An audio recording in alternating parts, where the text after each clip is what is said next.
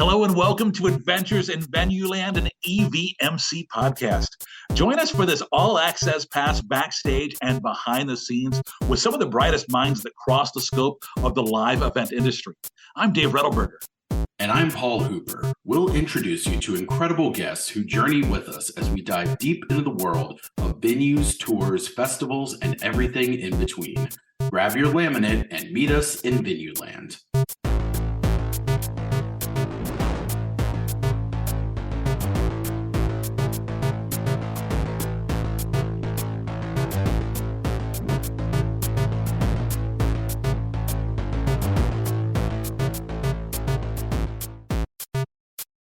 I'm going to start things a little differently today. I'm going to read you a selection written by our guest.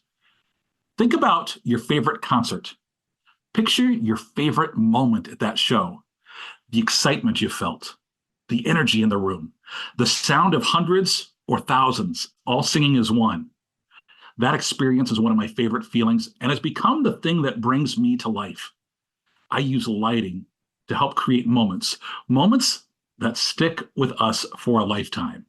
With over 10 years of experience live events, I'm able to bring creative solutions, unique ideas, and lots of personality to every event I am part of. I love that. And I had to kick off with that as we introduce our guest. We're heading to Nashville today for our adventure, checking in with Danielle Edwards. She is a lighting designer and director. The first one I believe we've had on the podcast, right, Paul? Yes, absolutely. Welcome, Danielle. She's got a great background and some great advocacy. We're going to talk about it all here today. Danielle, thanks for making the time. Thank you so much for having me. I'm so excited to be here. So, you've worked with some big tours and some stuff. So tell me about what is it like to be, a lighting designer and director? Because we all, so many of the folks listening to this podcast, see you folks every day, but we have no idea what you do. Well, I'll start by saying it's the coolest job in the world. Sorry to all the other jobs, but it's very exciting. Like my little blurb that I forgot that I wrote said, I feel like I get the opportunity to create moments that, especially with everybody recording and, taking pictures, like those moments really are living on for a lifetime. And the memories of the concert and the feel that they get from the music and seeing the lights and bringing what they hear to life. And it creates moments that people don't forget. And so it's very, very, very exciting. How did you get into this? I mean, because obviously at one point you're a fan of live music and then you get into this business. How did you get started? So I'll try to compact this all into a short version of a story, but I was a stage manager in House of Worship growing up. We were encouraged to volunteer, and so I decided to volunteer in the stage manager. It was a rather large church. My youth group was going to these events that were like a Christian conference, and as I grew up, I decided to volunteer at these events. I was at one of these events volunteering. I was like watching this production that they put on. There's a drama, there's concerts, there's worship. And I was just taking it all in. And I was like, oh my gosh, like the emotion that people were feeling based on what was happening on stage, I wanted to tap into. And so I ended up doing an internship. I thought it was just an internship to do these conferences. Come to find out, it was an internship for a ministry that you had to do like this whole program. And then after that program, you had the opportunity to tour and do these conferences. And so I did that internship in order to get on the road. Long story, it's like a paid internship and all this stuff. So I paid to tour my first 2 tours, which do not recommend. Definitely not a good business model. But in that, I was able to find the skills or the start of the skills to create those like moments that I had experienced. And so that's how I got started. I was a stage manager at church, and then I did a paid internship, and they gave me the opportunity to first go out as a video director, my very first tour. And then my second tour, I was a lighting director, and I fell in love. I always am fascinated. I mean, obviously, lighting is just one part of it. But if, for those of us that work in venues and we see how much work goes into setting this all up, getting the rigging done, day of an event, sometimes these lighting layouts are extremely complicated, probably more complicated than most of the rest of the stage, depending. And then you have to break it all back down. You have to obviously do all these tests, just like you do sound tests. And I mean, it seems like that is daunting to someone who's not in the middle of it. I'm sure it is a very complicated procedure, but could you give us like a real basic walkthrough? You know, you're out on a tour with some, you know, mid to high level act. What's your typical day look like? Um, a lot of it is dependent on the tour, so take it all in, but Sure. uh walking to the venue, either myself or the tour rigger will have marked out points, which is where we're going to hang everything so that the riggers know where things are going. Walk in, mark points. I have a crew on the tour that I'm on currently that then loads everything in. They are building the truss. So the truss, when it's in the air, is, a 60-foot stick, but it often comes in 10 or 8-foot sticks. And so they're bolting all that together, building the rig.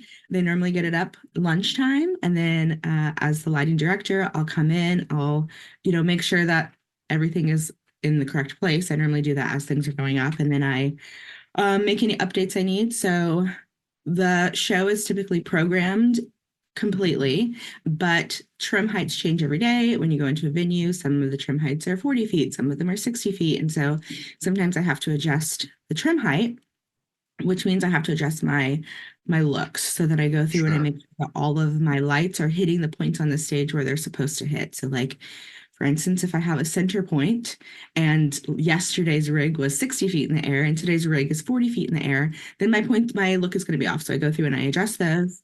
Oftentimes you'll have an artist that wants to throw in a new song. And so sometimes I'm having to add a new song, or they'll say, I know this song has been read for half a tour, but I really feel like it needs to be blue. And so then I'll go in and make any updates that they need. My job as the lighting director is to take what the band has envisioned, what the designer has envisioned, and what the programmer has created, and make it come to life every day in the way that it was designed to come to life. So in all the steps and processes that I do on a typical day, that's my end goal, all culminating in the show starting and calling house lights and then push and go for the first time. So that's a typical day before show. And then after show, we tear it all down. We are breaking the truss back down. We're wrapping all the cables up. At this point, I am normally just closing my consoles or saving my show, closing my console and pushing it to the loading dock. And then there are people who are loading up the trucks until 2 o'clock in the morning every night. Fortunately, at this point, I'm not having to do that anymore, but I did that for a Uh, number of years. yeah, obviously you've been part of some big tours, from Lizzo to Casey Musgraves to Greta Van Fleet, and we'll get into that. But you mentioned some different roles there, and I know you've kind of done all of these roles. So for those of us who don't understand the difference, will you explain the difference between an operator, a programmer, and a lighting director? So it all starts with the designer. The designer is the person who's like the liaison between the band or band management and the lighting production side of things. So a designer will meet with the band. They will find out what the band's vision is, what they intend for their show to look like, what they want to convey to their fans. And then they'll come up with a design, a lighting design, and that's the physical setup of how everything goes in accordance to what everybody is hoping for. The programmer, and per tour, the roles kind of shift a little bit, of course, but Sure. Yeah. typically the programmer will then come in and work with the designer on creating all of the looks. So the actual output of the lights, the movement of the lights to each song. So they are, the designer has made the canvas and the programmer is now painting the canvas. And then I am like the art dealer, right? So I come in and I make sure, as the lighting director, I make sure that the calls every day are being called in accordance to the original design. So, for instance, you go into a venue that has 28 feet of trim and you've got a 40-foot design and you have to cut a truss. So as the lighting director on the day of show, you're not going to call the designer and be like, hey, this is what we're up against. You ask the lighting director. And as the lighting director, I'm able to make calls based on how I know the show is supposed to look on what we should be cutting on a day-to-day basis if we need to. Also, like an operator is kind of synonymous with the lighting director, where they just come in, there's already a show that's designed and just operating the desk, making sure that it looks good every day. So that's the distinction between those. A lot of times you'll get on tours where you've got a designer programmer who's the same person, or a programmer designer director who's designed it, they've programmed it, and now they're going out to operate it as well. That's fairly common. I think the bigger tours is where you find a lot of the separation between roles. The smaller tours, it's kind of like one person who really loves lighting who's working on doing it all, Right. Yeah. which is, where we all start. And it's the best experience because we're able to fully understand all of the roles and all of the things that are required. I started off as a tech, which is another role in lighting. Who's coming in first thing in the morning and building the rig, as I mentioned, and to understand how the pieces go together and what it takes for them to go together. Now that I'm a designer, makes, in my opinion, my designs all that much better, because now I'm not just thinking about like what the band wants and what management wants, but I'm also thinking about what is this crew going to have to do every day? Because yes, we're all getting paid a day rate, but at the end of the day, like, I don't want people feeling exhausted from doing something that they are supposed to love. And so that experience as a tech has now helped me in the design realm, and also being, in a programming role and having to work with designers who were, incredibly nice or who weren't so nice, and learning as a designer how I want to work with programmers, Sure. how I want the freedoms that I want to give them. And so getting that well-rounded experience from all those positions is something that's been helpful for me. I don't know. Yeah, for sure. It seems critical, and it also seems like a tricky role, but also great that you're able to sort of understand the artist's vision, but also simultaneously understand what your limitations are, and actually building that and building it each day and breaking it down, so they might have a certain thing in mind, and you're like, here's how we can reasonably do that and make sure that it doesn't ruin every crew member that we're doing it with. Exactly. I did a design recently where the artist wanted the crowd to feel like they were a part of this like immersive experience. She wanted video wall. She wanted all of these like really immersive experiences, but she's doing clubs and theaters. And so it's like, we can't bring in this massive video wall every day. So how do we take this vision and make it feasible for the room to start, Sure. and for the fact that we have 2 techs that are going to be doing this, right? Right. So, when we're, in 2024, lighting is a little different probably than it was in 1974. I would Right. imagine. But, and I remember, being a spotlight operator in my high school, right, where you're in charge of the one spotlight and you're just trying to follow the lead of the musical around. To the point now where when I'm doing early morning media with Feld and I get a little, button attached to my shirt, and the spotlights just follow me automatically wherever I go in the building. So how much of what you do now is automated, and how much of it is like you're a DJ and you're improvising on the spot? Good question. I think that for me, most of my work right now is I'm hitting every cue.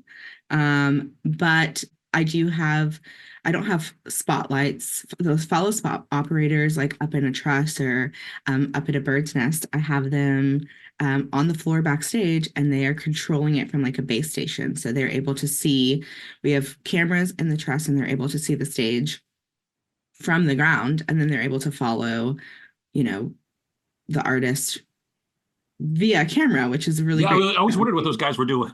That makes sense now. Yeah, it looks like they're back there playing video games. And when I do my spot call, I'm like, who plays video games? And whoever like raises their hand the most enthusiastically, I'm like, you're on my lead. So that you know how to point, So a lot of it has changed. I have been in the industry for about 10 years in the lighting capacity, and just seeing some of like the technology that's coming out. We've got more and more shows. Now, I say this, I came in the house of worship like realm. So when I came in, I'm sure that there were shows being time coded at that point. The time code isn't anything new, but as my career has progressed, I see that like a lot of shows are moving from those hitting those manual cues to the time code. And so that's something that's new for. What does that mean with time coding? So time code is basically an audio signal that is synced with the music and with the lights. So it's a really crunchy, really awful sound when you play it out loud, but the computer can read that. And so it knows when it's hearing the sound, this is what the lights are supposed to be doing. So essentially, it creates a perfect show every time. As a lighting director on that kind of tour, your big thing is making sure that you're nailing down that focus every day. So that way, because the show is going to run itself. But it allows the show to run itself so that all the hits every time are perfect. If the band plays something different, the time code doesn't lie. The time code plays exactly what was supposed to be played the first time they play it. So for some artists, like my artist currently, I'm out with Greta Van Fleet, they don't play to tracks, they don't play to click. So there's nothing that can be sent that will sync their music to my lights, which is why every day I'm having to push go for every cue that they're playing. Aside from that, just the brightness of the lights. We have seen lights getting brighter and brighter, lights that used to be able to do one thing where you have like a light that has like a narrow beam, and now the light is able to do a narrow beam and a wide beam, and it's able to look like a flood of light, and it's able to make gobos. And so just the technology of lights is changing a lot in the past 10 years that I've been a part of it. And you've got these like massive computers that are running everything. So when I started, I was on a little console. It was about 12 inches by 15 inches. And I ran on a computer, and I'd have to plug in the computer every day. And I had like a little Pelican that I'd walk into the venue with. And that was my lighting console. And, as the years have progressed, lighting consoles have grown. There's one that's kind of like a standard right now. It's called a Grand MA 2, and they just released a Grand MA 3, and now the industry is moving towards that. It's got a bunch of new capabilities. I feel like technology is constantly changing in this Sure. realm. You just have to like jump in there and hold on, and we're all learning together. And yeah, so it's changed a lot. You ever, since you're still pressing the buttons manually, do you ever like just for a moment, because you see the show, so many times, just get caught up in the music for just a moment and like forget to hit your button All the between time. us? All the time. And then I get on the bus and I'm like, I'm the worst lighting director in the world. I missed that one cue. And my, front of house engineer is like, it looked the same. It looks every day. Yeah, yeah. Not to me. Yeah, exactly. Shit. As the technology progresses, is that meaning lighter rigging? Is it kind of made up for, okay, we've got these smarter lights that can do more, so now let's do more of them? Is it one of those things where as you save weight, you find another way to fill that space with more weight or more technology? I mean, it seems like simultaneously smaller things are doing a lot more, but then we're also seeing these tours now where they're flying UFOs in the air, and they're doing giant 360 in the round shows that are these giant LED boxes essentially. And it seems like certain things maybe are getting more efficient and lighter, and we're making up for it by adding 100 other things to it. Oh, for sure, because more is better. Yeah. Always, right? yeah. Yeah, I think it's specific on the design or the designer, Rob Sinclair, who is doing the Greta Van Fleet tour. The sense that I get from him is he wants it to look as clean as possible, but he wants it to be as impactful as possible. So he doesn't want to throw 300 lights at a rig just because they're cool lights. He wants everything to have a meaning and to have a purpose. And so I think it's really easy as a lighting director or as a lighting designer to see all of these really cool lights and to be like, oh, we've got another 2,000 pounds we can add to this truck, let's throw it in there.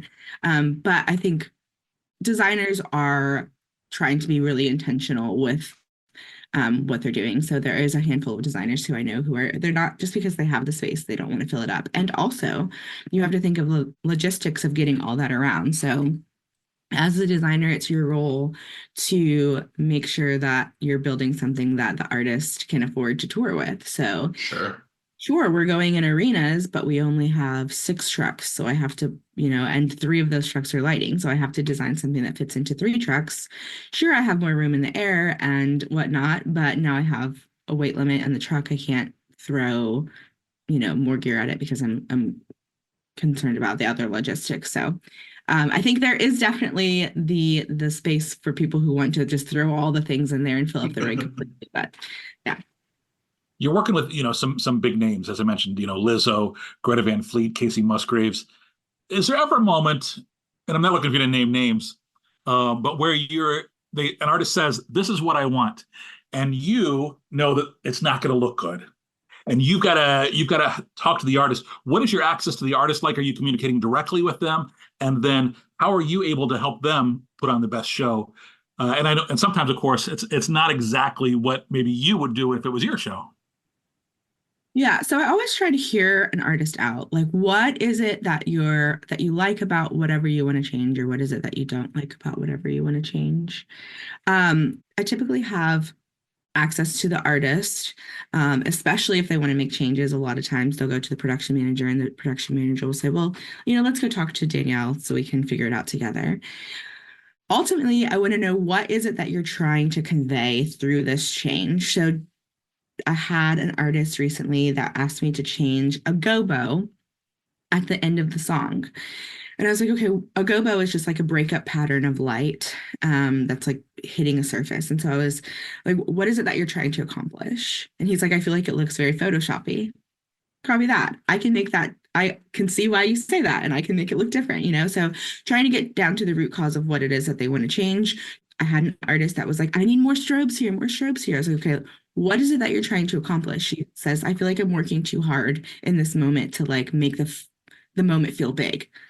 I can work with that, right? Like, you want this moment to be bigger. So that's kind of my way of diffusing whatever they're feeling. I want to hear them out. I want to hear what it is that they want to make, why they want to make the change. And then I want to try to accomplish that. Sometimes they're asking for things like, hey, the haze makes me feel funny. Can we just cut haze? And I have Yeah. to say, sure, yes, but this is how it is affects everything. how it's going to affect everything. So Yeah. I think my way of approaching that is just I want to hear them out because this is their show and I want to give them what they want for their show. And then I offer solutions for how we can address the root of that problem or the root of the thing that they're feeling or seeing or experiencing, and then address it from there. So I do have access to the artists, and I do hear lots of their requests for changes, and I do my best to accommodate in a way that also isn't putting like, you want me to move everything and it's 5 minutes before doors, like that. We can do that tomorrow, but we can't do that today. Yeah. So this conversation's trying to be realistic with them and their expectations. We're all creatives. We all have like ideas of grandeur where we want everything to be what we want it to be. And so just trying to grasp onto that and then to scale it down to whatever scale it needs to be sized down to. I would like to put in a blanket request from all photographers for no all red lighting for the first 3 songs, preferably. Just everything outside of that is totally fine. I'm sure you've heard that from photographers. It's like the thing that always, and it looks, of course, incredible to the fan. You're like, that's amazing. And then your cameras are like, we don't know how to comprehend, explode. Like, right. It's funny because on Greta, like, for I think the first tour that I did, they switched up this set list a lot, but the first 3 songs were pretty red, and I was like, yeah. I'm just a programmer. So, actually, I'm glad you asked that because I was definitely thinking about that from a lot of our perspective. One question, obviously, Danielle, you're a freelancer. So is there competition within the industry, or when your tour wraps up, how do you go about getting that next gig? Hoping and praying, and a lot of times as a lighting director, you work with, programmers and designers who they don't want to go on the road, but they want someone who's going to take their vision seriously. So I've had the, fortune of meeting people and them appreciating whatever it is that I bring to the tour and getting to meet people to get new gigs that way. It's, production managers that you've met. It's, opening bands or direct support bands that you've met that you build relationship with, and then they go on a bigger tour and they want to bring someone out. There is the route of, calling around to other LDs and seeing if they have things that they've been offered that they're not able to, take on, or that they need to fill in for. And just, I think the big thing, I know they say it's not what you know, it's who you know, and it's so cliche, and it's, sometimes you're like, I don't want to hear that, but I think really it's a lot about who you know. And so I've been really fortunate in getting my gigs is normally from people that I've worked with in the past, or someone who has worked with someone who I've worked with, and then they've sent over my contact in that way. It's probably both though, right? It's what you know, and that you're showing that you're bringing something to the table, and Absolutely. it's who you know, to where then those people recognize the talent you're bringing and saying, we're getting ready to go out, or we're going to do this other thing, and or I know you're going out, let me recommend this person because I know they're going to do a great job. Right, right. When I got my first job in lighting, that I was getting paid, and I was not a paid intern, or unpaid intern. The owner of the company told me, he's like, the biggest thing you have to be able to grasp if you're going to be on a tour is how to be a good hang. Yes, this is what we've heard. Yeah. Yes. Like, you are living with people, and yes, it is about what you know. Absolutely, it's about what you know. I think that far too often people are like, just taking opportunities that maybe they're not qualified for, or being offered opportunities. But in order to keep those opportunities, it's definitely about what you know. But I think that a lot of times people are like, we're willing to teach people what they need to know, as long as they are going to be a good fit for what it is that we're looking for. And I think that's across the board, not just in the touring realm, but probably in lots of different careers, where people want a team that's going to get along, and you don't want people that are going to cause distension, or cause division in a team and stuff like that. And I think that it's all wrapped in. It has to be, the what you know has to support who you know. Sure. Are there a lot of women in the lighting industry? There are more and more, and it makes me so proud to see. I love that in the gender world, at least, we're getting more diverse in the lighting community. I have a handful of woman lighting tech or LD friends, but it's definitely not as many as it should be. So, girl power, please. If you're a woman and you're listening to this and you've ever considered doing lighting, reach out to me. I will help you get into the right, in the space with the right people. I think we definitely need more women who are stepping into these kinds of roles on the road, for sure. Yeah, I know advocacy is important for you, and whether it's, diversity and inclusion, you really have made this a priority for you. Will you talk to us a little bit about your efforts in that space? Sure. So during the pandemic, I partnered with Sooner with your Seth Robinson, Veda Bertino, and we created a nonprofit called Even. It's the Events Vocational Education Network. And basically, our goal was to make the industry more equitable, more diverse, and more inclusive. I think tying into that, it's who you know. Historically, it seems as though lighting crews are white males. And so we wanted to bring awareness to maybe underserved communities, or, communities that don't really have access to going to Full Sail, or, some other non-traditional, but touring kind of geared education. And so we wanted to bring awareness to that. We wanted to do I had to take a step back because my life got really overwhelming. I got married. I have a 6-year-old child that I got through marriage. And so Oh, life is congratulations. moving. Plus, I'm still a part of it, but I'm just a little bit less active. But that is still their goal, is to make opportunities for not just who you know to be in the industry. And they are being very successful in that. They partnered with Diversify the Stage, which is run by Noelle Scraggs of, Previous guest of ours. We love Noel. yeah, amazing. Fits in the tantrums. Yes, Fits in the Yes. Champions. Thank you.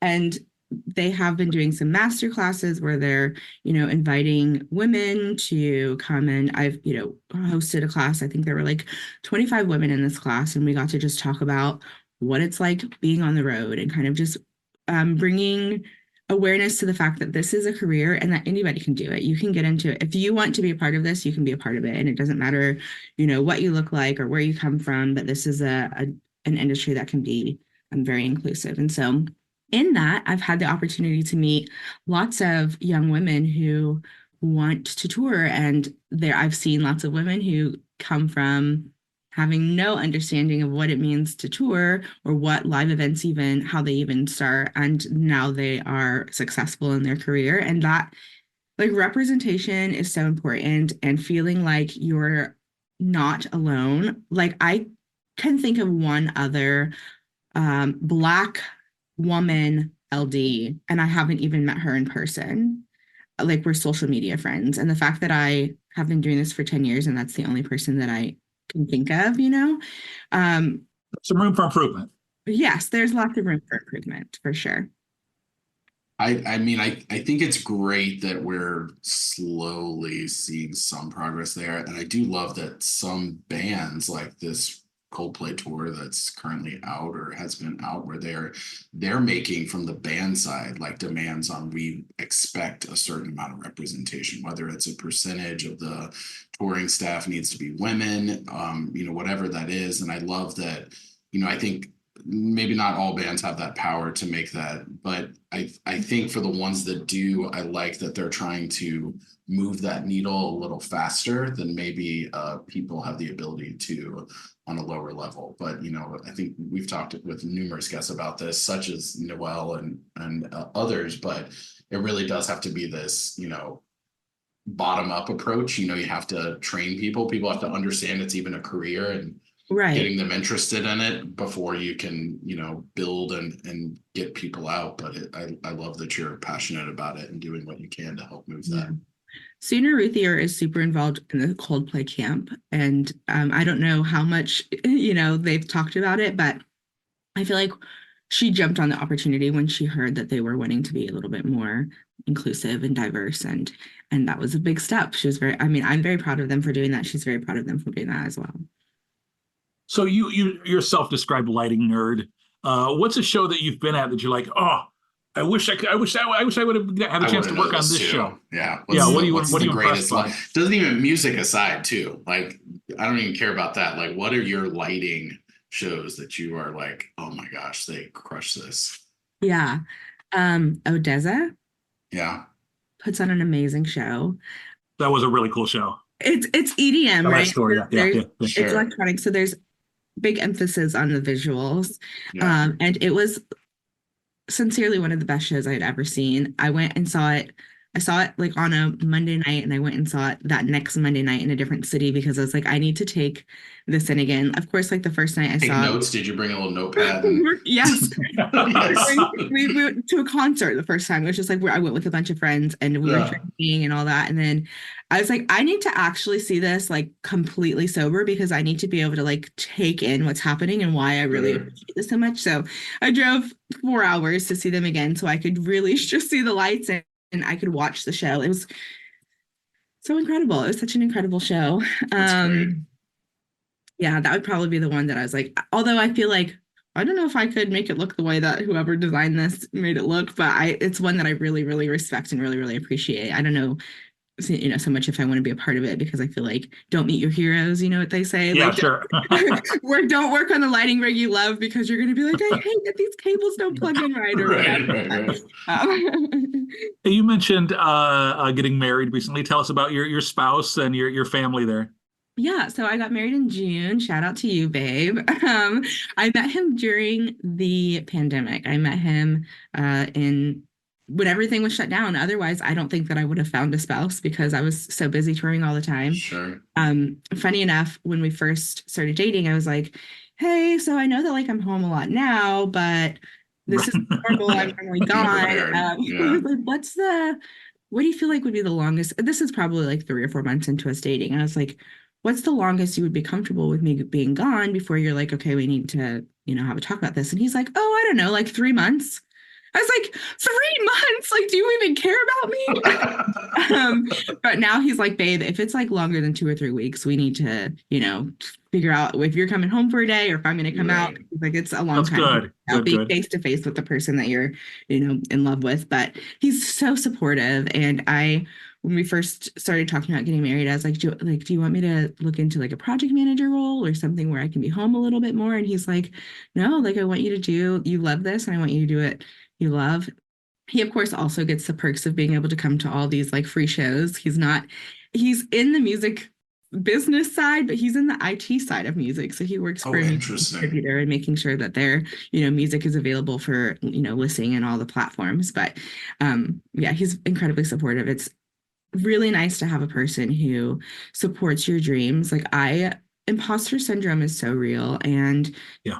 despite all of the things that I've accomplished, I still beat myself up all the time. And I'm like, I'm about to learn a new console and I have days where I'm like, I'm never going to get this. And he comes in and he's like, you have accomplished so much, just very supportive in my That's dreams and making great. sure that like, even if I'm feeling like an imposter, like he's making sure I know that like you belong in this space and you belong in this realm. So he's amazing. And he came with a 6-year-old little girl. Actually, she wasn't 6 when we met, but she's 6 now and she's incredible. And so, yeah, that's my family. That's You gotta train her to follow in yes. your lighting Oh my gosh, I've footsteps. already like he's like, I like dark pink. And I was like, do you mean you like magenta? Let's look at what color magenta is. What's the hex code for that dark pink? She's like, I like light blue. Oh, cyan. You want to look at cyan? Right, Um, exactly. that's Lee 181. That's the color you like there, which is, Have you had kind of along those veins, and I guess you this ties into a little bit where you've seen shows that you really love, but has being involved with lighting, does it ruin other shows that you go to? Like, do you ever go to see an artist because you're like, oh, I really love this artist? And almost like us, when we go to venues like Dave and I, to anyone who's on that venue side, And you see a venue in you chaos. one, you start like if you notice problems at like you almost want to jump in and help, and also you're like, oh, why are they doing this with their ribbon boards? Like, what is going, it's just like you can't unnotice, because once you unlock that, you can't put it back in the box. So it's like, for you, are you going like, oh, I'm gonna go have fun with my friends, and then you see some like weird lighting and it just makes your eye twitch a little? yes. I I really, really try to just enjoy the moment, because I know that whether it looks the way that I would choose for my show to look or not, that there are a lot of people who have worked really hard to make it look Sure, like what yeah. they wanted to. And, I'm sure there were shows in my early days where people were like, what the heck is she doing? But yes, the thing that gets me the most is like when a show is disorganized.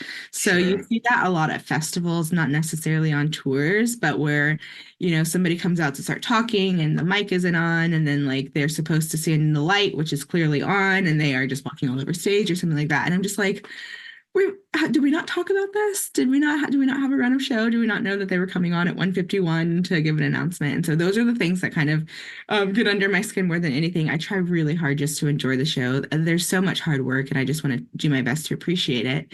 The funny thing is, my husband now, though, is he's like, what were they doing? And I'm like, I don't know what creative decisions they were making. I'm just trying to enjoy it. So now I try to keep the magic alive for him. So like, if he has this band that he really loves and they come out and they're like, you guys are the best crowd we've ever had. And he's like, babe, did you hear that? We're the best crowd. I'm like, yeah, they sometimes say that at every show. But I don't I want to ruin know, that's it right. for anybody, but especially not for Exactly. him because, he just, Lexington is the loudest market we've yeah, ever been yeah. in. And you Where go I'm to like looking Louisville. at the numbers Louisville's and I'm now like, the loudest market. right, right. So yeah, I try to it's like not believing in Santa Claus, and then when Christmas comes around, you're like, it's Santa, we're gonna go see Santa. Like I just Right. for myself even too, I'm like, okay, like yes, I can nitpick this, but like, Try to trick yourself out of it. try, Yeah. try to, No, that's good. close your eyes and yeah. Is it fun at festivals because you are bumping into other lighting designers, or are you just scrambling around? Like, do you I all love get an festivals. opportunity to kind of like hang out and,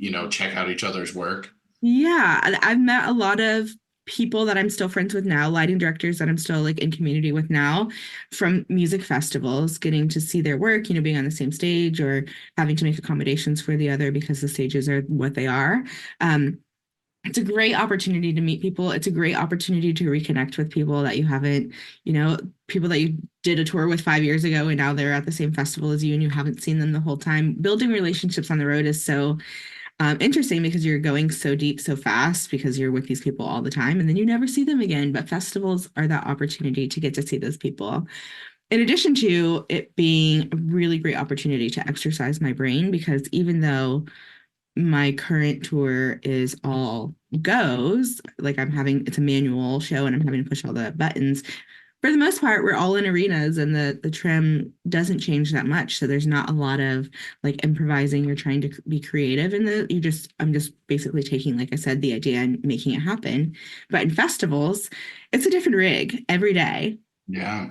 Like you mentioned too, sometimes like you're at the liberty of maybe the headliner on a certain stage on Right. what they have in the air, and then how are you trying to match that to what there is any expectation? I mean, it sounds challenging. Right. Yes, exactly. Trying to take their tour show and make it look good for this festival stage. And that's really exciting for me because I get to like use my brain really strongly that day and create something that I'm proud of and that the band is proud of as well.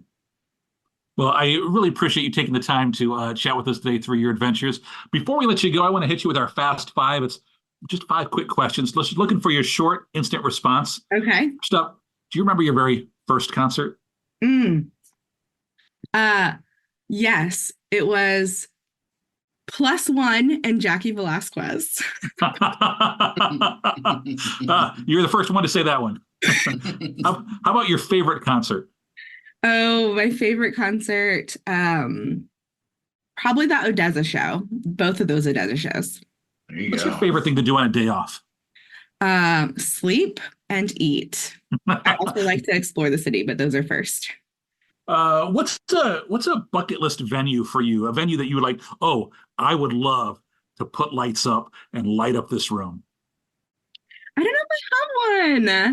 I don't know if I have I like festivals. So maybe let's say Coachella would be not necessarily putting lights up, but running a show at Coachella. Sure. Last question. What would be your theme song? So there's TV cameras that follow you all around on your adventures, Danielle, and we have to pick a song that goes over the opening credits that's going to kind of sum up Danielle Edwards. What is the song that plays over the opening credits to your show? Well, in my mind, just right now, it's Started from the Bottom, Now We Here from Drake. I like it. Very nice. Hey, Danielle, you mentioned if somebody's interested in reaching out to you or learning more about your advocacy you do, give us some links where people can find you. Great. So if you want to be a part of that organization, the Even Network, it's theevennetwork.org. They're a great organization. As far as reaching out to me personally, you can follow me on Instagram. It's D_E_lights. I'm sure it will be in the show notes. And feel free to send me a message. I do my best to respond to everybody, especially when they're asking questions about lighting and stuff. Very cool. I really appreciate you educating me. I feel like I learned a lot today. So I really appreciate the time. But I love talking about lights. It's my favorite thing. So thank you for giving me the opportunity. And a big thanks to everybody for listening to this episode of Adventures in Venueland. Remember, you can subscribe and find more episodes wherever you listen to your favorite podcasts. We do love your 5-star reviews because it helps others find us. Until the next adventure, I'm Dave Rettelberger. And I'm Paul Hooper. Thanks for listening, everyone.